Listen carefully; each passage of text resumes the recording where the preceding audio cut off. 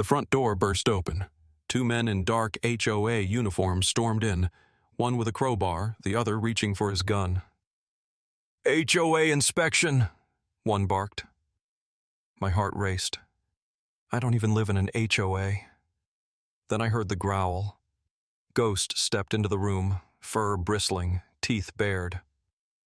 "What the hell is that?" one of them whispered. I smiled. "That is your problem." What happened next? You wouldn't believe it. I was half asleep on the couch when I heard the front door crash open. A sharp, deafening bang echoed through the house, followed by the heavy thud of boots pounding against the hardwood floor. My heart slammed into my chest. My eyes snapped open and adrenaline exploded through my veins like ice water. I stumbled to my feet, dizzy from the sudden rush. "Homeowner, this is a HOA inspection." The deep, commanding voice cut through the air like a blade. I stumbled toward the hallway, heart racing. And then I saw them. Two men stood in my foyer, their massive frames filling the narrow space. They were dressed in dark blue uniforms with HOA printed in stark white across their chests. Bulletproof vests, tactical gear. One of them, a blonde with a square jaw and cold eyes, held a crowbar loosely in one hand, his knuckles pale from the pressure. The other, a heavy-set guy with a buzz cut, had his hand resting on a holstered gun. "This is private property," I shouted, voice breaking from the tension constricting my throat. "You can't just barge in here." The blonde one's lips curled into a sneer. "We have the right to inspect your property for any violations under HOA code." "I don't even live in an HOA." My voice rose, panic sharp in my chest. "You do now." His smile widened, and he stepped toward me with a casual, predatory ease. That's when I noticed the damage. The door frame was splintered, jagged wood jutting out where the locks had been torn free. The metal deadbolt lay twisted on the floor. They had forced their way in. This wasn't an inspection. This was a break-in. My mouth went dry. My muscles locked. And then I remembered. Ghost. 6 months ago, I had rescued him. Half timber wolf, half malamute, and all muscle, teeth, and instinct. Ghost wasn't a pet. He was a force of nature. He didn't bark. He didn't growl, unless it was a warning.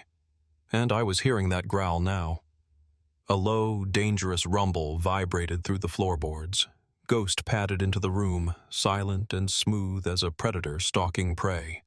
His silver-white fur bristled along his spine. His pale yellow eyes locked on the two intruders, unblinking. His lips curled back, revealing long, gleaming fangs. "What the hell is that?" Buzzcut hissed, his hand tightening on the gun. He took a step back. I smiled coldly, pulse steadying for the first time since this nightmare began. "That," I said, voice low and calm, "is your problem." Blonde guy's sneer twisted into a hard scowl, his pale blue eyes narrowing as he stepped toward Ghost. His jaw tightened, muscles flexing beneath his uniform. "Control your dog," he ordered, his voice sharp and low. "He's not a dog," I replied evenly. My eyes never left him. Ghost's growl deepened, a low, guttural rumble that seemed to vibrate through the floor. His back muscles tensed beneath his silver-white fur, the long ridge of his spine bristling like a razor's edge. His eyes, sharp, golden, predatory, glinted under the dim light, locked on the intruders with merciless focus. His lips curled back, exposing long, gleaming fangs, saliva dripping from the tips. He was coiled, every muscle wound tight, ready to explode. Buzzcut's hand inched toward his holster. My breath caught in my throat. "Don't!" I shouted. But it was too late. His fingers closed around the grip and the gun cleared the holster with a sharp metallic click. Ghost launched. A silver blur shot across the room with terrifying speed. Buzzcut barely had time to react before Ghost hit him with the force of a sledgehammer. Buzzcut's body slammed against the floor, hard. The gun flew from his hand, skidding across the hardwood with a metallic scrape. Ghost's jaws closed around his forearm with a sickening crunch. Buzzcut screamed, high and sharp, the sound cracking as blood sprayed across the floor.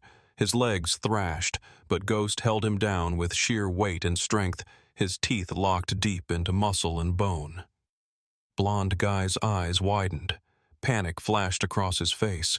He lunged for the gun. I moved faster. My foot shot out, catching the weapon with the edge of my shoe and sending it sliding across the floor. Blonde Guy's hand closed on empty air. "You son of a!" he charged. The crowbar flashed in a deadly arc toward my face.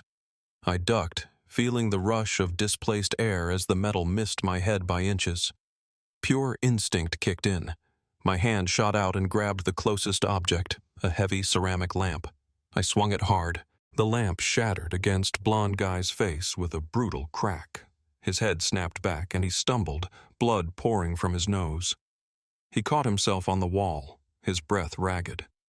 Buzzcut was still screaming beneath Ghost, his arm a mangled, bloody mess. His face had gone pale, his eyes wide with panic as Ghost's powerful jaws stayed locked down.